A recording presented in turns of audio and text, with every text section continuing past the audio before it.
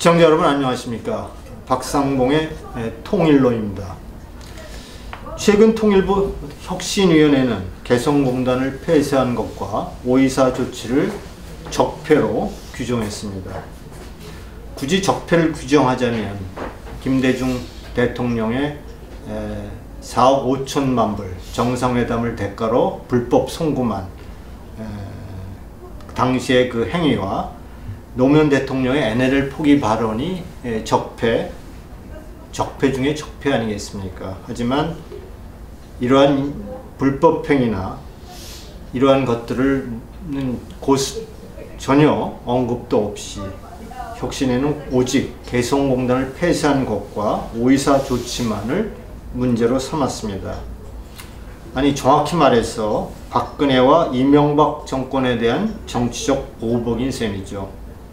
적반하장도 유분수고 내로남불도 앞뒤를 봐가며 해야 할 텐데 정말 하룻강아지 범 무서운 줄 모른다는 그러한 행태라고 하지 않을 수 없습니다.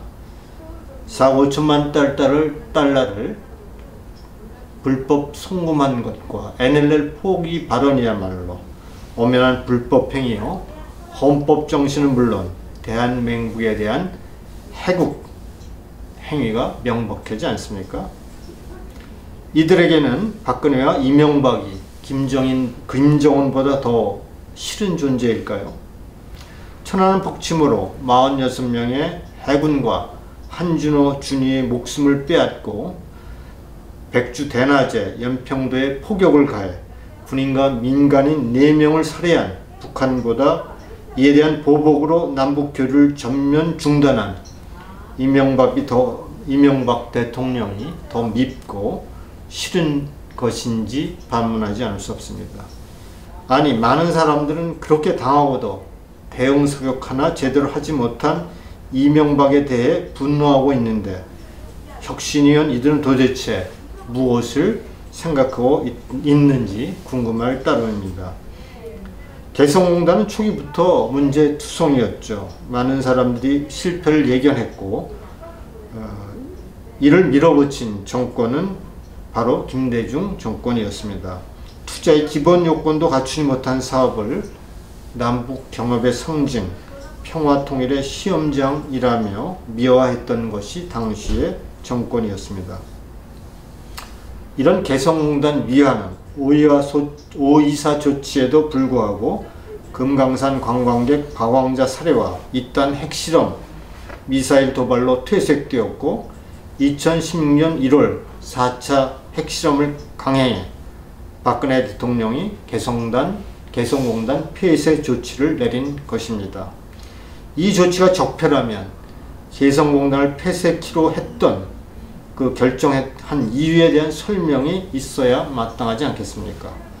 그렇지 않다면 통일부 혁신위는 북한의 핵개발에 동조하는 자들이며 제2, 제3의 천안함 폭침이나 연평도 도발을 부추기는 것과 다르지 않을 것입니다. 이들에게 묻고 싶습니다. 당신의 아들, 딸들이 북한의 어뢰와 총탄에 살해되었다고 해도 그렇게 주장할 것인지, 국민의 혈세가 아니라 당신의 돈으로 개성공단 사업을 재개하는 것이 어떻겠냐고 묻지 않을 수 없습니다.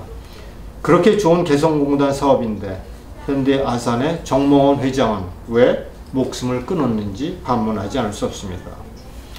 투자의 제일 조건이 무엇일까요? 투자할 나라의 정치적 위험이 어느 정도인가 하는 것입니다.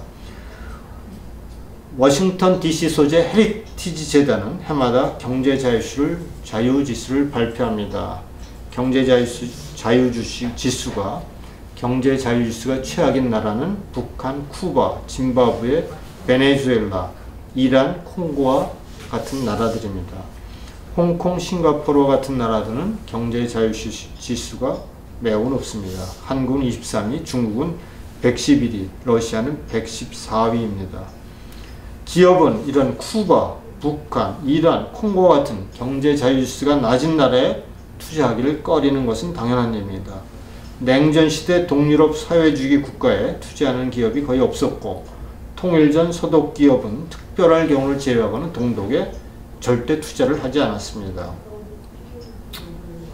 이런 정치적 위험이 세계에서 가장 큰 나라 북한에 투자하는 것이 그야말로 불가능하겠죠. 이런 북한과 경합을 통해서 통일을 이룬다는 그 발상이야말로 허구임이 분명할 것입니다. 이런 의미에서 혁신위원들은 기능주의 통합 이론의 추종자들이라고 볼 수 있습니다. 남과 북이 민감하지 않은 비정치적 분야인 스포츠, 문화, 경제적 교류를 심화 확대해가며 남북이 신뢰를 쌓아가면 자연스럽게 정치적 통일로 나아갈 수 있다는 주장을 하는 그런 사람들이라고 볼 수 있습니다. 물론 가능하지만 이런 통일의 끝은 적화 통일이며 그 과정은 연방제 통일임을 직시해야 할 것입니다.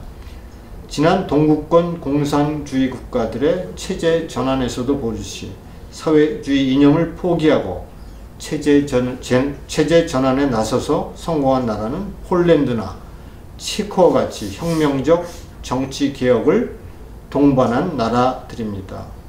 여기 화면에서도 보듯이 폴란드의 바우엔사, 자유노조 솔리다르노스크를 통해서 정치개혁을 강력히 주장했던 인물입니다. 또한 체코의 하펠 대통령입니다. 당시에 이 두 민주투사들은 그야말로 정치개혁을 주도했고 이런 정치개혁을 통해서 혁명적 변화를 일으킨과 동시에 경제개혁을 이루어 성공한 체제 전환을 이룩한 나라라고 볼 수 있습니다. 이러한 바우엔사나 하펠 같은 어떤 개혁주의자, 이런 주의자들을 무시하고 김정은과 경제적 통합을 통해서, 경제 교류를 통해서 정치적 통일을 이룬다는 이러한 기능주의적 통합은 이미 그 실패를 예고하고 있다고 볼 수 있습니다. 즉, 기능주의 통합이론은 다시 말해서 연방제 통일의 하나의 아류라고 보시면 좋겠습니다. 오늘 통일론은 바로 혁신위가 얘기하고 있는 그 적폐, 개성공단 폐쇄와 의사조치를 적폐로 규정한 것과 그것의 연장선상에서 이루어지고 있는 남북 경협 주장은 바로 북한식 적화통일의 한 아류라는 사실을 여러분에게 전달을 드렸습니다. 감사합니다.